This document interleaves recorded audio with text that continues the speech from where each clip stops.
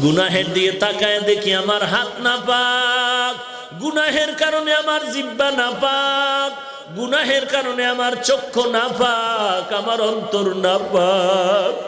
মনে হয় এই ময়দানে আমার মতো জাহান্নামের আসামি আর কেউ নাই। ও দয়ার মালিক, আপনার দরজা সারি নাই। পাহাড় সম পরিমাণ গুনাহ করলে আপনার রহমতের সামনে কিচ্ছু না রে আল্লাহ। কত বড় বড় বেঈমানেরও তো আপনি মাফ করে দিয়েছেন। আমরা তো আপনার আদরের নবীর উম্মত, আমাদের কি আপনি ক্ষমা করবেন না? আয় আল্লাহ, যদি আমাদের গুনাহগার বলিয়া তাড়ায় দেন, আমরা কোথায় যাব? যাওয়ার তো